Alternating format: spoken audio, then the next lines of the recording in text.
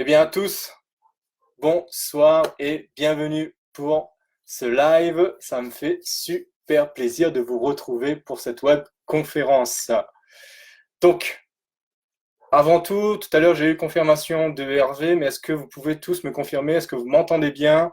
Et est-ce que vous voyez bien la vidéo? Donc, si tout le monde peut mettre un petit yes, quelque chose en commentaire, juste pour me préciser que vous m'entendez bien, que vous me voyez bien.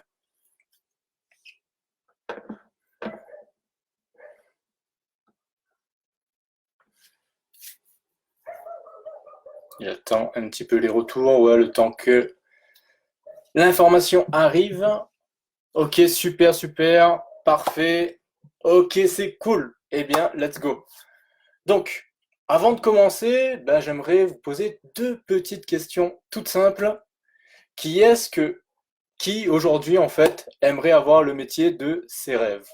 En fait, qui aimerait se réveiller chaque matin avec un big smile en se disant aujourd'hui, je vais passer une bonne journée parce que je vais faire ce que j'aime dans les conditions qui me plaisent. Qui est-ce qui aimerait se retrouver dans cette situation? Si vous êtes, dites-moi oui, je le veux en commentaire si ça vous intéresse.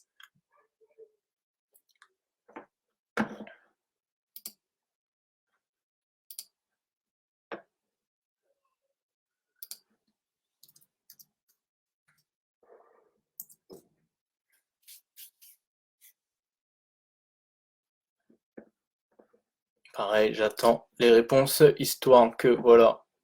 En fait, je vous pose cette question tout simple, mais pour être sûr qu'en fait vous êtes au bon endroit. La question, elle est posée, voilà, histoire que vous êtes bien là pour quelque chose qui vous corresponde. Ok? Donc, pour ceux qui, voilà, je vous informe à nouveau, le thème de ce soir, c'est changer de métier, par où commencer. Donc forcément, je le précise pour que vous sachiez bien pourquoi est-ce que vous êtes ici. Donc, je sais que vous avez pris le temps justement de vous connecter et que moi, ce que je vais faire, c'est de mon mieux pour que vous puissiez justement utiliser de la meilleure façon ce temps-là. Donc c'est pour ça que je vous pose la question, pour que les personnes qui se sont connectées, eh bien ce que vous allez entendre et ce que je vais partager aujourd'hui, ça vous corresponde, ça réponde à votre besoin. Pour les autres personnes, si le thème de la réorientation professionnelle, ça ne vous concerne pas du tout, il n'y a pas de mal. Franchement, moi je suis OK avec ça. Au contraire, je sais que le temps est précieux, donc si vous avez d'autres choses, allez-y, ne vous inquiétez pas, je le prendrai pas mal. Donc, pour ceux qui sont là et que le thème correspond, eh bien, je vais juste, disons, vous donner quelques petites instructions pour que vraiment on tire le maximum de cette conférence. La première des choses, c'est que si vous avez d'autres fenêtres qui sont ouvertes sur votre navigateur, je vous invite à tout simplement les fermer.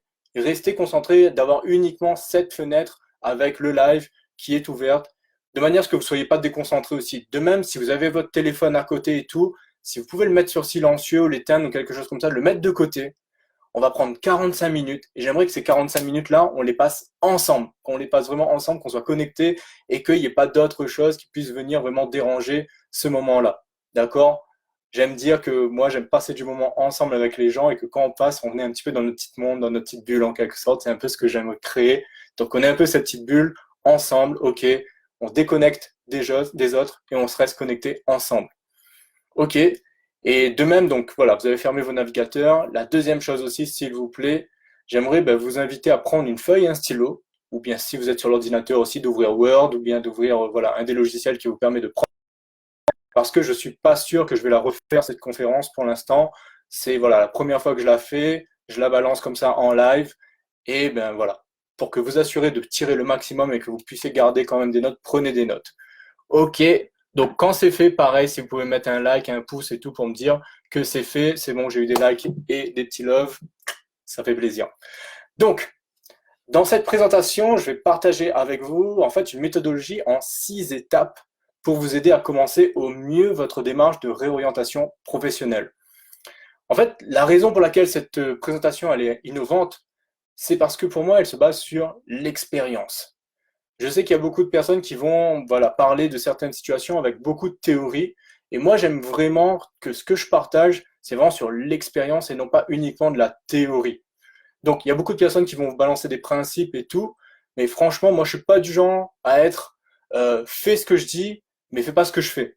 Non, au contraire, moi, c'est fais ce que je te dis parce que je l'ai fait, justement. Donc, c'est vraiment ma philosophie, c'est ma manière de faire. Donc, justement, ce que je vais partager avec vous, c'est des points clés que j'ai pu élaborer lors de ma propre réorientation professionnelle, mais aussi que j'ai pu partager avec d'autres personnes lors de mes accompagnements en coaching. Donc, à la fin de cette conférence, ce que vous allez savoir, en gros, c'est d'avoir une meilleure vision de ce que vous désirez en termes de vie professionnelle. Vous aurez aussi en fait des clés pour vous assurer que vous allez avoir une reconversion réussite. Et puis la chose aussi pour moi qui est importante, c'est l'action. Donc c'est vraiment de vous donner en fait une clé, un secret qui vous permet de faire la différence justement entre les personnes qui, elles, se lancent et celles qui justement restent dans les pensées, dans le rêve, mais qui ne passent pas à l'action. Donc en gros, voilà ce que vous allez avoir à la fin de cette conférence. Vous allez ressortir avec ces 3 points, une vision, vous assurer que votre reconversion soit une réussite et surtout l'élément qui permet de passer à l'action. Donc, à qui elle s'adresse cette conférence? Cette conférence, elle s'adresse aux personnes qui forcément actuellement ne se sentent pas vraiment à leur place dans leur travail et qui aimeraient justement changer de travail. Mais je pense que cette conférence, elle est aussi importante pour les personnes qui sont actuellement sans emploi, qui cherchent le métier qui leur correspond, et puis aussi les personnes qui, elles, ont déjà entrepris cette démarche de se réorienter, mais qui aujourd'hui se sentent un peu bloquées, qui commencent à stagner en fait dans cette démarche. Donc, je pense que là, aujourd'hui, les différents points que je vais partager, ça peut correspondre à toutes ces personnes-là. Donc, si vous êtes dans cette situation, faites-moi un petit pouce, faites-moi un petit like, aussi dites-le moi en commentaire, est-ce que vous êtes dans une de ces 3 situations-là?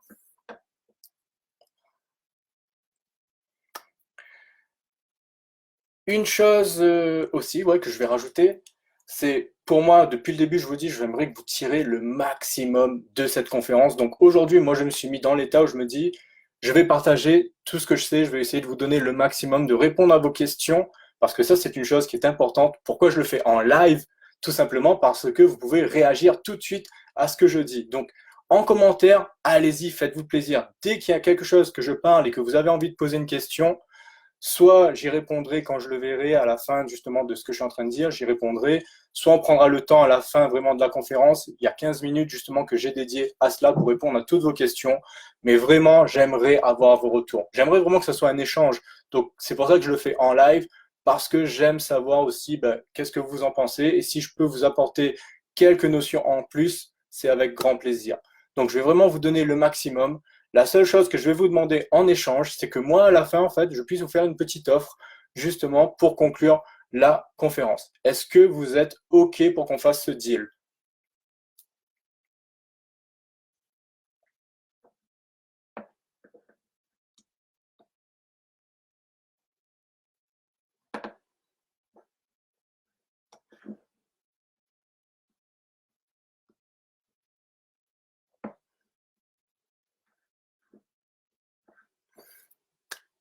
OK.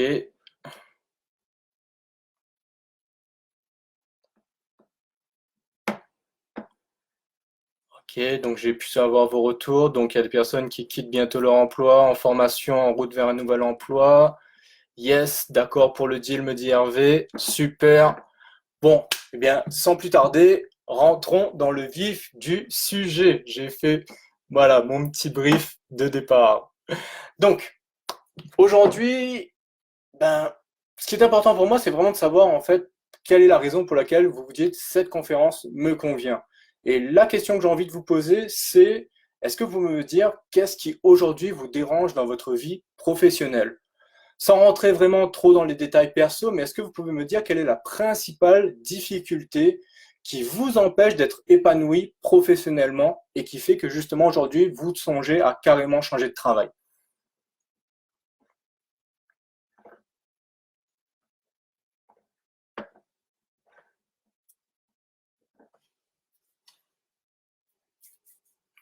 En commentaire, allez-y, voilà, faites-moi part, ça me permet moi justement d'être sûr que ce que je vais partager correspond à ce que vous avez, à ce que vous vivez actuellement. Et puis comme ça aussi, hop, j'improvise aussi. Si c'est pas le cas, il n'y a pas de problème. On est là pour ça, pour le partage. Donc voilà, c'est toujours la première personne aussi, allez, le premier commentaire, c'est toujours voilà, se dire ouais, mais je vais le dire devant tout le monde et tout. On est là ensemble. Franchement, Pourquoi aussi je demande justement qu'on puisse parler en commentaire, qu'on partage, parce que l'expérience de chacun contribue toujours aux autres. Vous vivez peut-être actuellement, là, il y a 10 personnes, je vois, connectées, et bien peut-être dans les 10, vous en avez peut-être 2, 3 qui vivaient exactement la même situation, et que si vous partagez, ben peut-être ça peut aider justement quelqu'un d'autre. Donc, franchement, c'est pour ça que je vous pose la question.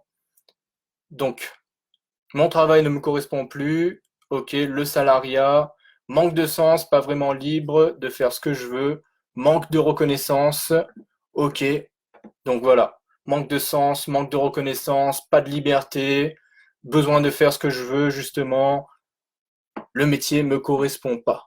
Ok, donc d'après ce que vous me dites, du coup, qu'est-ce qui vous empêche aujourd'hui justement d'obtenir ce que vous recherchez là? Il y a beaucoup de personnes qui me disent besoin de sens, besoin de d'être plus libre. Qu'est-ce qui fait que vous l'avez pas encore justement fait cela?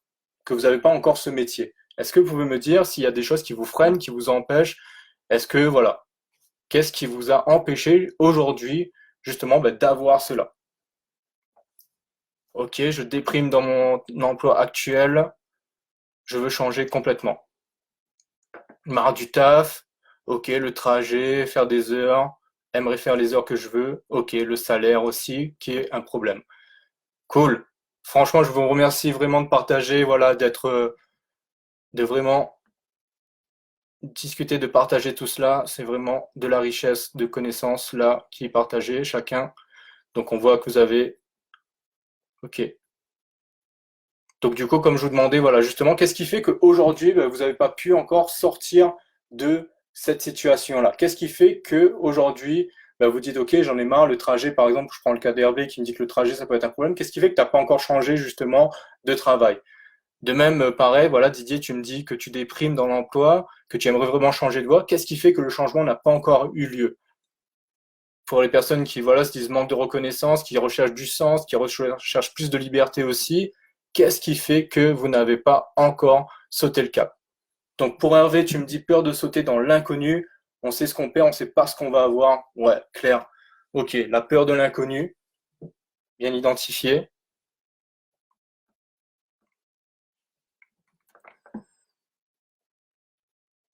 Donc justement Hervé, ouais, là ça fait partie des 6 étapes dont j'ai mis. Donc, ce qui m'empêche de changer, le confort de mon salaire, la peur de ne pas m'en sortir, ne pas savoir quoi faire d'autre.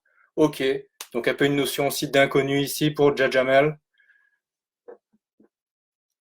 Donc, il y a les pseudos et tout, j'adore dans les noms. Yes. Donc, 2 peurs qui ont été identifiées ici. Donc, je rejoins un peu, voilà, sur la peur de l'inconnu. Pour les autres personnes, même si vous n'avez pas mis en commentaire, je vous invite quand même, vous, à vous poser cette question-là. Qu'est-ce qui fait qu'aujourd'hui, vous n'avez pas encore sauté le pas? D'accord? Donc, d'après ce que je lis, si je me base sur les 2 peurs qui m'ont été citées, peur de l'inconnu, de s'autoriser, en fait, de ne pas s'autoriser aussi, me dit Epiphanie. Donc, d'après ce que vous me dites, en fait, changer de travail ou trouver son travail, un peu, c'est quand même complexe et il y a certains risques. Donc, du coup, voilà, la peur de ne pas s'en sortir, la peur justement de ne pas retrouver ce que l'on a. On sait ce qu'on perd, mais on ne sait pas ce qu'on va avoir. Donc, il y a certains risques, en fait, qui sont liés à ça. Et juste pour vous éclairer un petit peu sur l'état actuel du marché professionnel, aujourd'hui en France, j'aimerais partager avec vous quelques statistiques qui montrent justement un petit peu la complexité du marché aujourd'hui. Il faut savoir qu'aujourd'hui, un individu passe en moyenne 3 carrières et 10 emplois différents au cours de sa vie. Il faut savoir que le taux de turnover dans une entreprise a atteint en 2018 son plus haut niveau depuis près de 2 décennies. Ça fait 20 ans qu'on n'avait jamais eu un niveau où il y avait autant de changements dans les métiers, dans les entreprises. Il faut savoir que 60% des employés prévoient de changer d'emploi au cours des 12 prochains mois. Donc ça, c'est une statistique de 2019. Et 75% des travailleurs interrogés se disent insatisfaits dans leur vie professionnelle. Donc ça nous montre déjà, en fait, voilà, l'état actuel, ce que vous êtes en train de me dire là, bien, c'est quelque chose qui est quand même assez global en France. C'est pas quelque chose qui nous touche uniquement la Réunion ici ou certaines personnes. Non, c'est quelque chose qui est quand même une problématique assez globale. Donc, on voit qu'en fait, aujourd'hui, travailler, c'est pas quelque chose de simple, quoi. Et c'est quelque chose d'assez mouvementé. et que donc se réorienter, il faut dire ce qu'il en est, c'est risqué et c'est complexe. Mais en fait, aujourd'hui, j'aimerais faire un petit peu une analogie, qu'on puisse vraiment comprendre un petit peu cette notion justement de risque, de complexité, de peur qui peuvent être liées avec le travail. Et pour ça, j'aimerais vous montrer aujourd'hui à travers cette conférence, eh bien, que vous êtes capable de surmonter n'importe quelle peur, parce qu'il y a déjà une chose que vous faites tous les jours, et que vous surmontez des peurs et des risques énormes tous les jours. La complexité de cela, laisse-moi juste vous partager quelques chiffres en fait pour exprimer cette notion de risque que vous prenez tous les jours. 55 800, 20 864, 3 259. Ces chiffres, ils représentent les chiffres des accidents, des blessés graves et des morts sur les routes en France en 2018. Sur la route en France, il y a eu 55 800 accidents corporels. Il y a eu 20 864 personnes blessées et qui ont dû être hospitalisées. Et 3 259 personnes tuées sur les routes en 2018. Ces chiffres, vous ne les connaissez peut-être pas comme ça, vous n'avez pas forcément tous les chiffres, mais vous connaissez les risques. On en parle énormément, on sait que la route, ça tue, la route, c'est dangereux. Pourtant, vous l'empruntez pratiquement tous les jours, non? Si je me trompe pas, je pense que la majorité d'entre vous, dans les derniers jours, voire les dernières semaines, vous êtes dans un véhicule sur la route, vous avez emprunté la route. Donc pourtant, qu'est-ce qui fait que aujourd'hui, prendre la route, vous vous posez pas autant de questions que pour vous réorienter, alors que le risque est quand même grand de prendre la route. Et en fait, c'est vraiment en partant de cette analogie-là, de cette comparaison de ces deux schémas, que je vais vous montrer en fait que c'est pas si différent que ça, se réorienter. Se réorienter, en gros, c'est comme prendre sa voiture pour partir d'un point A et se rendre à un point B. Donc si on décide de vouloir se réorienter pour préparer une réorientation professionnelle, c'est exactement les mêmes préparations que lorsque l'on doit prendre sa voiture pour se rendre d'un point A à un point B. Donc, ce que je vous invite à faire à partir de maintenant, c'est vraiment de prendre conscience de cela et que vous voyez vraiment, en fait, visualiser cette idée de réorientation comme une route, d'accord? Le point de départ, ça va être où vous en êtes aujourd'hui. Et le point d'arrivée, c'est la réalisation, la concrétisation du métier de vos rêves. C'est vous qui êtes en train de faire votre métier. Voilà en gros la route qu'on visualise devant vous. Et c'est ce que vous avez là. Aujourd'hui, vous êtes au point de départ de cette route. Et là, moi, aujourd'hui, lors de cette conférence, je vais vous montrer comment est-ce qu'on se prépare justement pour aller se lancer sur cette route. OK?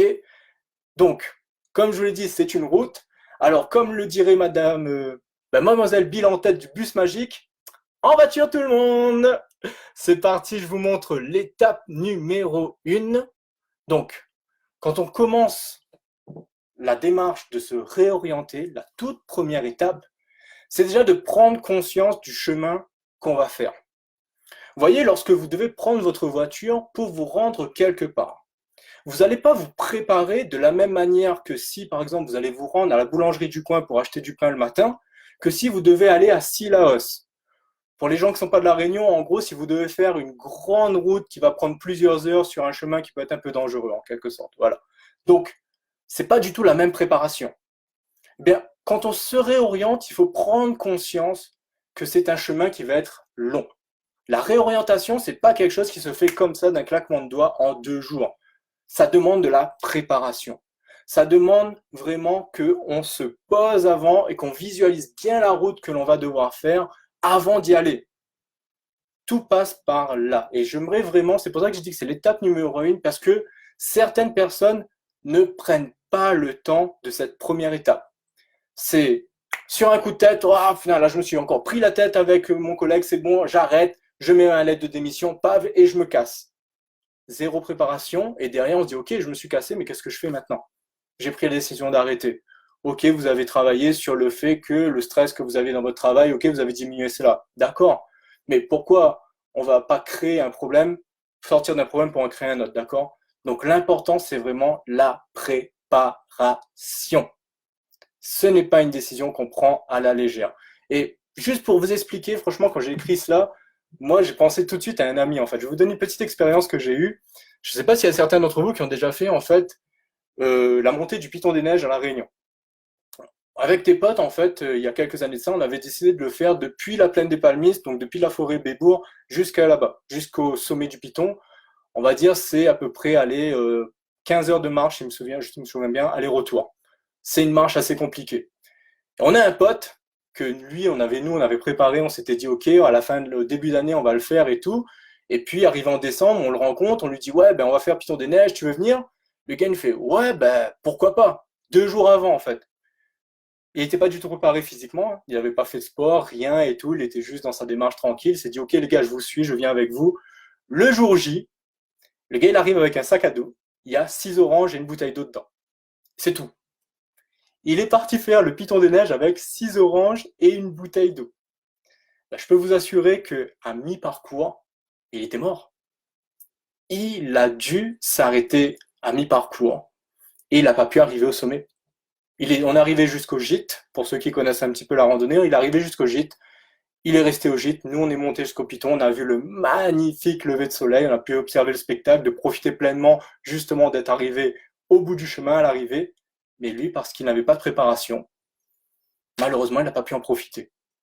Et ça, franchement, c'est vraiment la pire des choses qui peut arriver lorsqu'on décide de se réorienter et que derrière, eh bien, on n'y arrive pas parce qu'en cours de route, on tombe en panne. Donc, première des choses, prenez conscience de la route que vous allez avoir. OK? Donc, la deuxième étape, lorsque l'on doit prendre sa voiture aussi pour se rendre quelque part, la deuxième étape, c'est de s'assurer, est-ce que le chauffeur, il a le permis et est-ce qu'il est en état de conduire? C'est basique, c'est simple, mais c'est normal de se poser cette question-là parce que je prends le cas de si vous étiez allé, vous avez fait une sortie, c'était les fêtes il n'y a pas longtemps en décembre, vous avez fait la fête, vous êtes crevé, vous avez bu, vous savez très bien que vous n'êtes pas en état de prendre la voiture. Eh bien, c'est la même chose aussi pour la réorientation professionnelle. Est-ce que vous êtes aujourd'hui en état de pouvoir faire un grand changement dans votre vie? Est-ce que vous avez ce qu'il faut? Est-ce que vous avez la force? Est-ce que vous avez la volonté? Est-ce que vous avez les ressources nécessaires pour pouvoir vous réorienter aujourd'hui, pour quitter un travail? Parce que comme je vous l'ai dit, c'est pas un chemin, c'est à l'étape numéro 1, on a bien vu que c'est pas quelque chose de simple, ça va demander de l'effort. Bien, est-ce qu'aujourd'hui vous avez tout ce qu'il faut? Je vais vous donner quelques clés pour que vous puissiez justement, et là je vous invite vraiment à prendre vos notes, à le noter, les quelques questions pour que vous puissiez justement savoir est-ce que vous êtes apte ou pas. D'accord? Donc, c'est basé sur le concept de l'ikigai. Je suis sûr que certains d'entre vous ont déjà lu ou connaissent ce qu'est l'ikigai.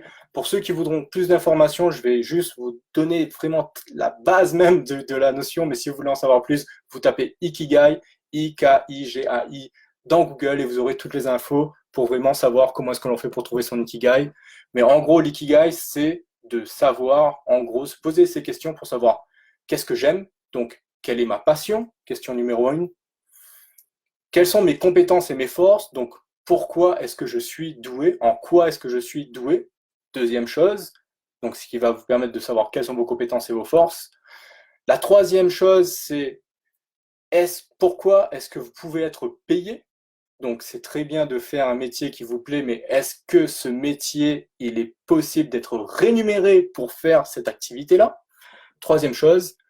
Et la quatrième, c'est quel est l'impact que va avoir ce que vous faites dans le monde? Est-ce que, en gros, vous répondez à un besoin lorsque vous allez vous lancer dans ce métier? Est-ce qu'il y a de la demande, en quelque sorte, pour cela? Donc voilà 4 points selon l'ikigai. L'ikigai vous permet, en gros, de faire une introspection. Et c'est vraiment cette étape numéro 2, c'est de faire cette introspection pour savoir où est-ce que vous en êtes un peu dans votre développement personnel, dans la connaissance de vous-même, pour justement être aligné après avec le métier que vous voulez.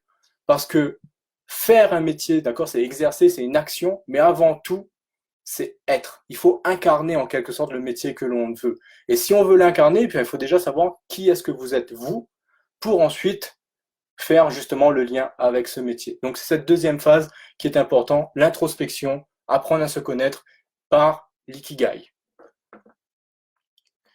L'étape numéro 3, quand on a en gros regardé un petit peu la route que l'on doit faire, donc on s'est préparé, on s'est dit ok j'ai une grosse route à faire, qu'on a la deuxième étape, on a fait ok, on s'est regardé, on s'est dit moi chauffeur c'est bon, j'ai le permis, je suis en état de pouvoir conduire. La troisième étape lorsqu'on va lancer sur une route, c'est quoi? C'est qu'on vérifie l'état de la voiture. On vérifie les niveaux, on vérifie les voyants. C'est quoi le rôle des voyants en fait dans une voiture? C'est quoi le rôle de tous les petits sur le tableau de bord là, de tous ces signaux en fait? Le rôle de tout ça, c'est tout simplement de nous dire qu'est-ce qui est important à vérifier et est-ce qu'il y a un quelconque danger? Est-ce que votre voiture, est-ce qu'elle est apte à pouvoir prendre la route? Donc de contrôler les voyants, en gros, c'est déjà de recevoir une information qui nous dit hop, hop, hop, attention, il va falloir vérifier ça. Il va falloir prendre de l'attention là-dessus. Voilà les informations que vous donne votre voiture sur le tableau de bord. Quel est votre tableau de bord à vous? Ce sont vos peurs. Qu'est-ce qui vous fait peur actuellement? Une peur, c'est un voyant. Une peur, c'est un signal. C'est un signal qui vous dit hop, hop, hop, hop, hop, attention, ici il y a quelque chose d'important, tu dois prendre du temps et te concentrer sur cette chose-là. Alors que généralement, lorsqu'on a une peur, nous on croit que la peur elle est là pour nous dire non, non, non, non, surtout ne va pas là, surtout ne fais pas ça. Surtout ne fais pas ça dans l'état actuel des choses. Mais peut-être qu'il y a surtout quelques petits ajustements à faire pour justement pouvoir y aller, pour que le voyant, en gros, il s'éteigne. Donc par exemple, si vous avez le voyant de votre voiture qui vous dit que vous n'avez plus d'huile dans le moteur, clairement, c'est un voyant qui vous dit que vous devez absolument faire un changement parce que sinon, votre moteur il risque de serrer sur la route et vous allez vous retrouver en panne. Donc, le voyant vous dit rajoutez de l'huile dans le moteur. Bien, vos peurs, parfois, elles vont vous dire justement qu'est-ce qui est important de regarder. Et qu'est-ce qui est important en fait à ce niveau-là, généralement, c'est que vous devez prendre conscience que le choix que vous allez prendre de vous réorienter va impacter le reste de votre vie. Quand je parle du reste de votre vie, c'est-à-dire que votre vie, on peut la diviser en différents domaines, en différents liens. Vous avez des liens avec beaucoup de choses autour de vous. Vous avez des liens avec votre famille, avec vos amis, avec votre compagne ou conjoint en couple. Vous avez aussi des liens avec le matériel, avec l'argent, avec vos biens, votre maison, tout ce que vous possédez. Il y a aussi un lien avec votre santé, votre bien-être, votre confort de vie, votre vie spirituelle. En gros, la question que vous devez vous poser, c'est quel va être l'impact de ce choix sur les différents domaines de ma vie. Et bien souvent, c'est cela qui peut faire peur. Par exemple, tout à l'heure, quand vous me parlez de la peur de l'inconnu, c'est que vous savez ce que vous avez aujourd'hui. Vous connaissez très bien qu'aujourd'hui, votre vie professionnelle, elle contribue à certaines choses dans votre vie personnelle. Donc, par exemple, si vous avez un bon salaire, vous avez un certain salaire, vous savez très bien que l'argent que vous gagnez en fait en travaillant va vous permettre d'acheter ce qui contribue à votre confort, ce qui vous permet d'avoir une certaine santé, ce qui vous permet de faire des sorties, par exemple, en couple, ce qui va entretenir justement la vie de couple. Ça vous permet d'avoir l'argent nécessaire pour payer ce qu'il faut pour nourrir vos enfants et nourrir votre famille. Donc, la vie professionnelle a un certain rôle, d'accord? Elle répond à certains besoins dans votre vie perso. Et justement, toutes les peurs que vous pouvez avoir avec la réorientation professionnelle, c'est parce que vous êtes conscient que ça va impacter les autres domaines. Mais vous avez parfois peur, en fait, de vous demander mais quel est vraiment cet impact, en fait. Qu'est-ce que vous souhaitez? Et c'est cela, justement, qu'il est important de faire lors de cette étape 3, c'est justement d'aller, justement, faire cette recherche, de vous poser. Donc, déjà, quels sont les domaines de ma vie? En quoi ma vie, si je pouvais la séparer en différents domaines, ça serait quoi les différents domaines de ma vie? De même, si vous voulez une petite clé, je vous invite vraiment à taper dans Google roue de la vie, développement personnel. Vous tapez cela, vous allez tomber sur certains blogs qui vont vous expliquer justement comment est-ce que l'on fait pour connaître justement l'état, un peu avoir des idées sur tous les domaines de vie. Comme je vous dis, la conférence là, elle est assez rapide, donc on ne va pas rentrer dans les détails, mais vraiment, pensez-y, posez-vous la question, quels vont être les impacts de ce choix sur tous les domaines de votre vie, et vous allez voir que là, toutes vos peurs vont être listées. Vous allez connaître, ben oui, mais qu'est-ce qui va se passer avec la relation avec mon conjoint? Est-ce que mon conjoint va accepter que je change de travail, par exemple? Et aussi votre vie professionnelle, vos collègues actuels, qu'est-ce qu'ils vont penser de votre travail? La relation que vous avez avec votre employeur, par exemple, peut-être qui est très bien, mais que vous n'avez pas forcément aujourd'hui, ben, vous ne sentez pas de continuer ce travail. Comment vous allez annoncer à votre, comment vous allez annoncer aux personnes autour de vous, à votre entourage, ce que vous souhaitez faire? Est-ce que justement le fait que vous allez changer de travail pendant un certain temps, vous risquez de diminuer votre salaire? Comment vous allez continuer à avoir un certain confort de vie? Toutes ces questions-là, en fait, vont émerger lorsque vous allez vous poser cette question. Et c'est vraiment ça. Vous allez voir, disons, les différents voyants qui vont s'allumer. Ensuite, ce qu'il faudra se poser comme question, c'est simple. Quand vous regardez votre voiture sur le tableau de bord, vous avez des voyants qui sont rouges ou oranges. Les voyants rouges, quand vous regardez la notice de votre voiture, ça vous dit n'y allez surtout pas. Si vous avez un voyant rouge, ça veut dire que votre voiture, il y a des risques que vous tombez en panne, donc vous n'y allez pas. Donc, est-ce que les peurs que vous avez identifiées, elles sont rouges? Si elles sont rouges, ça veut dire que vous ne pouvez pas vous réorienter tant que vous n'avez pas trouvé une solution ou quelque chose pour pallier en fait à cette peur. Si c'est rouge. Si c'est orange, donc par exemple, on va regarder, moi sur ma voiture, on va me dire, il y aura un voyant orange qui me dit, bientôt, il faudra voilà, vérifier la pression des pneus. Bon, je sais que si c'est orange, ça veut dire que je peux rouler encore un petit peu, c'est pas grave, c'est pas quelque chose qui est dangereux, d'accord? Donc, les voyants orange, ça va être justement certaines peurs qui des fois peuvent être illusoires. Ce genre de peurs que elles sont là, et c'est pas grave en fait, on peut faire avec. Et donc, c'est vraiment là où c'est important justement d'identifier toutes ces peurs, de savoir est-ce que c'est des peurs rouges ou est-ce que c'est des peurs oranges. Voilà l'étape numéro 3. L'étape numéro 4, ça c'est quand même quelque chose que l'on fait souvent, bien c'est de s'assurer si on a du carburant pour pouvoir durer. Est-ce que votre voiture, vous êtes sur réserve ou est-ce que vous êtes plein? Qu'est-ce que le carburant? C'est l'énergie qui nourrit le moteur, qui fait avancer la voiture. La nourriture que l'on a besoin pour pouvoir se réorienter, c'est notre motivation.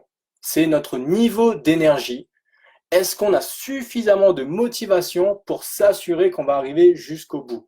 Est-ce qu'on a suffisamment d'énergie de quand on se dit c'est bon, j'y vais, ouh, je me sens à fond pour y aller, là c'est bon, j'y vais? Ou est-ce qu'on est je devrais peut-être me réorienter, mais ça va être dur. Oh là là, mais franchement, je ne me sens pas la force d'y aller. Dans quel état vous êtes? Forcément, entre la personne qui est à fond, bon, on se dit qu'on va miser un peu plus sur cette personne-là, on pense que cette personne a plus de chances de réussir que celle qui est en train de se dire oh, mais je ne sais pas comment je vais faire, c'est difficile, j'ai du mal, je ne le sens pas en moi. On sent que la personne voilà, est dans une phase très, on peut dire, négative. Donc, justement, comment est-ce que l'on fait pour shifter si on est dans une énergie assez basse vers une énergie haute, vers quelqu'un de super motivé? La clé, c'est définissez votre pourquoi. Pourquoi est-ce que vous souhaitez changer de métier? Quand je dis pourquoi, c'est en gros quel est le but. Quel est le résultat que vous allez obtenir à l'arrivée? En gros, c'est un peu comme si vous partez vers une quête au trésor. Quel est le trésor qui se trouve à l'arrivée? Pour vous donner en fait un exemple, là je vais vous parler à ce moment-là de moi, comment ça s'est passé ma réorientation professionnelle.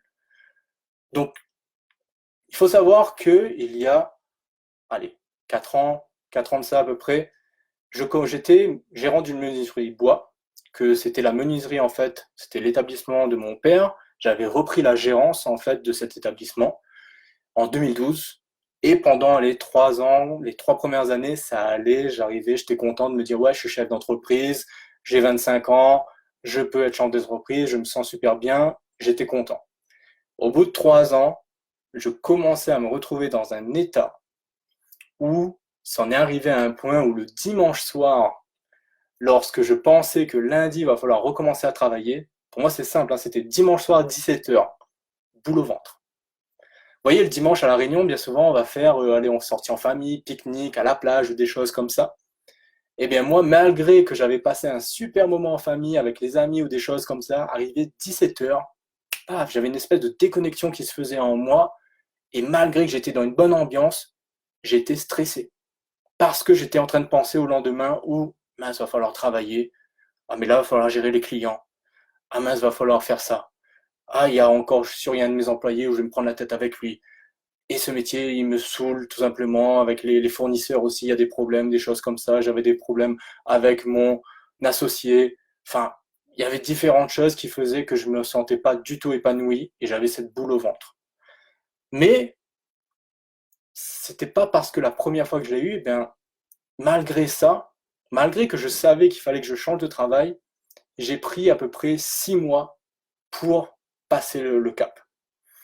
Quel a été le déclic qui a fait que je me suis dit, OK, je passe de ce rêve de vouloir changer de travail à je change de travail? Ça a été l'annonce, en fait, de mon ex-compagne qui, à ce moment-là, un jour arrivé devant moi et m'a dit, Gaël, j'ai une super nouvelle pour toi. Tu vas être papa. Et à ce moment-là, je peux vous dire qu'il y avait toute l'excitation d'être père, de cette nouvelle d'être père, et en même temps, cette peur de me dire, parce que pour moi, j'étais vraiment pas du tout l'exemple du père que j'aurais aimé donner à mon fils, en fait. Parce que moi, je suis une personne où, dans mes valeurs, l'une des croyances que j'ai, c'est que on peut être heureux dans sa vie, on sera toujours épanoui, la vie, elle est belle, en fait, et qu'on profite de la vie. Mais à ce moment-là, vu que mon travail était vraiment une source de stress, je peux vous dire que je n'étais pas du tout la personne qui pouvait vous dire, ouais, la vie est belle, c'est cool et tout, chaque jour, je me lève super heureux. C'était pas du tout ça que j'aurais pu donner à mon fils. Et donc, quand j'ai eu l'annonce, dans ma tête, tout de suite, ça s'est fait, Gaël, tu as 9 mois pour pouvoir changer les choses, pour que quand ton fils il arrive, tu puisses vraiment lui dire, la vie est belle. Papa, il est heureux. Il a un travail qui lui plaît. Et vraiment, c'est ça que j'ai envie de passer comme information, comme vraiment comme connaissance à mon fils. C'était vraiment cette valeur-là que on peut être heureux et épanoui dans tous les domaines de sa vie. Donc, ça a été ça le déclic. Pourquoi je l'ai fait à ce moment-là? Je l'ai fait pour mon fils. C'était vraiment lui mon moteur. C'était vraiment lui ma force. C'était vraiment à ce moment-là, je me suis dit, mais même si moi, j'en ai pas la force, pour mon fils, je suis prêt à surmonter toutes les épreuves et donner le meilleur de moi-même, donner 3000% pour me réorienter et m'assurer que je vais réussir ma réorientation. J'avais un pourquoi. J'avais une raison suffisamment forte pour surmonter toutes les peurs que je pouvais avoir liées à ma réorientation professionnelle. Et cela, c'est juste au moment où c'est venu, en fait, ce déclic. D'accord? J'avais besoin de ce pourquoi. Et il m'a été donné au moment où j'ai su que j'allais être père. Donc, pour certains d'entre vous, c'est peut-être déjà le cas. Vous êtes peut-être déjà père, mère, vous avez une famille à qui vous souhaitez transmettre certaines choses. Aujourd'hui, peut-être que vous vous dites, le monde, en fait, dans lequel je vis, franchement, il ne correspond pas du tout à mes valeurs. Je travaille pour une entreprise qui a un mauvais impact, par exemple, sur le monde. Et moi, aujourd'hui, je veux plus ça. J'aimerais vraiment que je contribue, que mon travail, en fait, il serve à quelque chose. Que quand je travaille, eh bien, les personnes que je côtoie, elles se disent merci pour ce que vous faites. Vous êtes vraiment quelque chose qui est important, qui a un impact sur le monde, sur les humains, sur les animaux, sur les plantes. Qu'importe ce que vous souhaitez impacter, mais vous vous sentez utile dans ce que vous faites. Et c'est peut-être ça, en fait, votre pourquoi. Mais c'est vraiment d'aller l'identifier jusqu'à ce que vous le ressentez au fond de vous et que vous dites, wow, si j'arrive à ça, mais c'est magique, c'est magnifique, oui. Il faut que vous aviez un pourquoi qui vous transcende, que quand vous y pensez, l'émotion que vous ressentez est tellement forte que vous vous dites, mais je ne peux pas rester là sans rien faire. Non, il faut que cette émotion-là, elle s'exprime. C'est ça, un véritable pourquoi. Donc, la question, c'est pourquoi est-ce que vous souhaitez vous réorienter? Voilà l'étape numéro 4. Ça sera ça, votre carburant qui va vous assurer de justement y aller. Et en gros, quand je vous disais tout à l'heure que vous allez apprendre le secret qui fait la différence entre les personnes qui se lancent et celles qui ne se lancent pas, c'est celui-là. C'est que les personnes qui se lancent ont un pourquoi très élevé. Elles savent pourquoi elles le font. La cinquième étape, c'est que ensuite, quand vous avez alors bien pris conscience du chemin que vous allez accomplir, lorsque vous avez justement pu faire une introspection et à mieux apprendre à vous connaître, En 3, que vous avez vu quels sont les voyants qui sont sur votre tableau de bord, que vous avez bien défini ceux qui sont des voyants rouges et ceux qui sont des voyants oranges, que vous avez du carburant dans votre moteur, eh bien, vous êtes prêt à vous lancer. La 5e étape, c'est de démarrer. Prendre la décision de dire « Ok, j'y vais », malgré qu'il y ait des voyants orange sur mon cadran. Et c'est là justement aussi une des choses qui fait que beaucoup de personnes sont freinées. Parce que certaines personnes ne font pas la distinction entre les voyants rouges et les voyants oranges, qui confondent en fait les voyants oranges comme des voyants rouges, et ils s'empêchent d'y aller parce que eux, ils aimeraient que leur cadran en fait soit parfait. Qu'en gros, il y ait toutes les indications, que quand vous regardez le chemin, on vous dit alors, tu sais, aujourd'hui tu vas faire ça, ensuite tu vas pouvoir faire ça. L'étape numéro 2, dans un mois, on va t'emmener vers un conseiller qui va te dire qu'est-ce que tu auras à faire, tu devras remplir ce papier-là, et tu es sûr qu'en remplissant ce papier, dans 2 semaines, tu auras le patron qui vient venir te voir, qui va te dire, en gros, il y a certaines personnes qui aimeraient avoir mais toutes les étapes sur cette route indiquées et que vous ayez en gros 100% de clarté sur la vision du chemin. Eh bien, malheureusement, c'est pas possible. Vous n'aurez jamais une vision 100% claire de ce chemin. Et dites-vous bien que la majorité des gens, je dis bien majorité, je ne peux pas avoir cette statistique, mais je pense que pour moi, c'est 100% des personnes qui se sont lancées dans la réorientation professionnelle, ils avaient des voyants orange sur leur véhicule. Ils avaient des peurs. Il y avait des choses qui se disent c'est risqué, mais ils y sont allés quand même en fait, parce qu'ils ont bien identifié que c'était des voyants orange et que ça ne va pas les freiner en fait. Il y a certaines peurs et ils se sont rendus compte qu'en fait, c'était juste un dérèglement de votre voiture. Que un voyant était allumé, mais en fait, non, c'est même pas vrai en fait. C'était une illusion, ces peurs. Mais qu'il fallait justement se lancer pour prendre conscience en fait qu'il n'y avait pas de problème en fait. C'était juste un faux contact qui indiquait qu'il y avait quelque chose de dangereux, mais ce n'est pas vrai. Et ça, c'est une des grosses difficultés que l'on a aussi dans les grands changements que l'on veut faire. C'est pas simplement la réorientation professionnelle. Quand on prend des grands changements dans sa vie, il faut prendre conscience qu'on va y aller malgré la peur. Ce qui est important, c'est vraiment de différencier les véritables peurs des différentes peurs. Et ça, c'est la clé.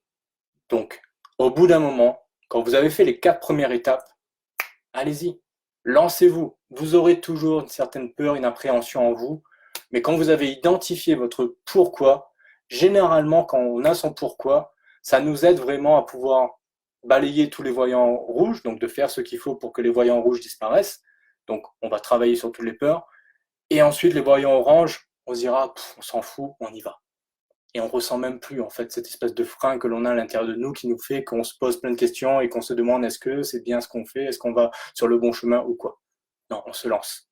Parce que une des clés, c'est de sortir du mental au bout d'un moment et d'être dans l'action. Ça sera la seule moyen d'y arriver. Du coup, pour avoir en fait la vision claire, comme je vous disais qu'on ne peut pas avoir une vision très claire, je vais vous prendre pour la 6e étape le dernier exemple, toujours avec les voitures.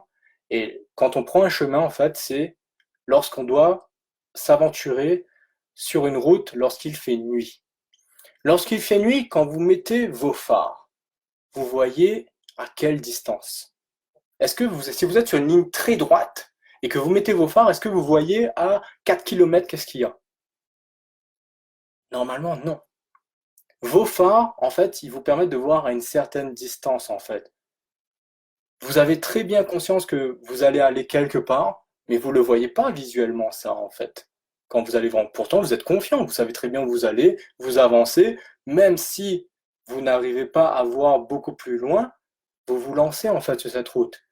Bien, la réorientation professionnelle, c'est pareil. C'est comme avancer, en fait, sur une route obscure, dans le noir. Ce qu'on a besoin, c'est justement d'une lampe, de ces phares. Il y a plusieurs moyens, comme je vous dis, justement, d'avoir les phares, c'est déjà les 5 premières étapes. Ces 5 premières étapes, en fait, elles correspondent à une lumière qui va éclairer un peu cette route. La 6e étape, si vous arrivez à la 5e étape, vous vous dites, ma lumière est trop faible, je n'arrive pas à voir même les premiers pas, j'arrive même pas à voir ce qu'il faut faire, eh bien la 6e étape, c'est de se faire accompagner. Pour vous expliquer justement comment ça vient, en fait, j'aimerais vous expliquer un petit peu le terme coach. D'où est-ce qu'il vient, en fait, ce terme de coach qui sont des accompagnateurs, justement, aujourd'hui, comme des coachs de vie, comme ce que je fais, en fait. Le terme coach, il faut savoir qu'il vient du terme cocher. Le cocher, en fait, qui était le chauffeur, en fait, avant des diligences, en fait, le mot ne me revient pas, mais en fait, des transports qu'il y avait avec les chevaux qui tiraient, mais c'est pas des charrettes, enfin voilà. Enfin, le mot qui vient en tête, c'est diligence.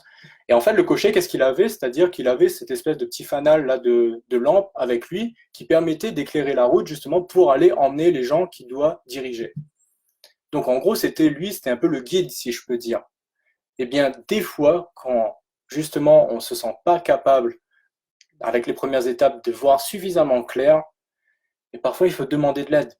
Il faut aller faire appel justement à quelqu'un qui a cette lumière et qui va vous permettre justement d'éclairer le chemin pour que vous fassiez les premiers pas et que vous avanciez avec une vision claire.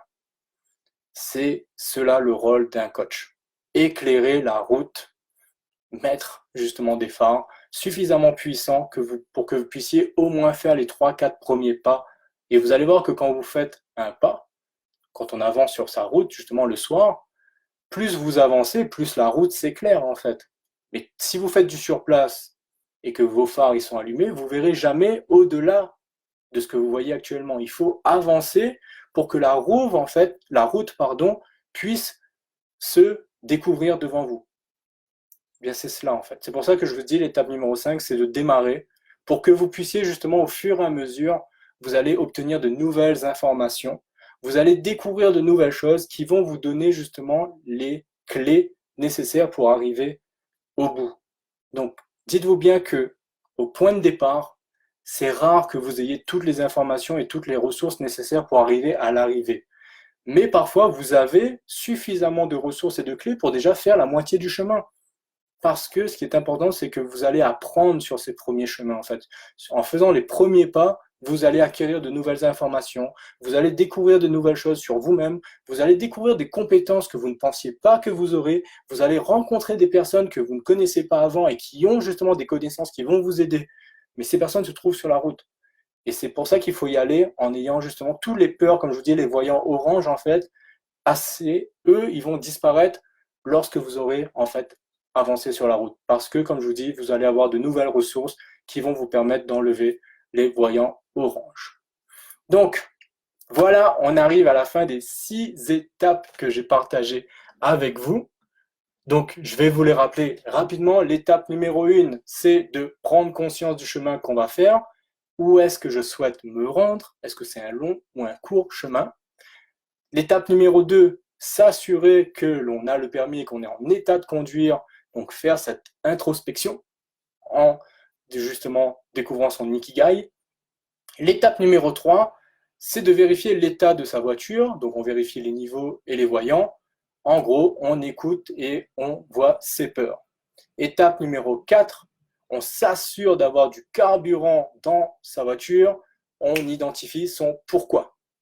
Étape numéro 5, on démarre. On prend la décision d'y aller malgré les voyants orange parce qu'on sait que ces voyants vont sauter sur le chemin.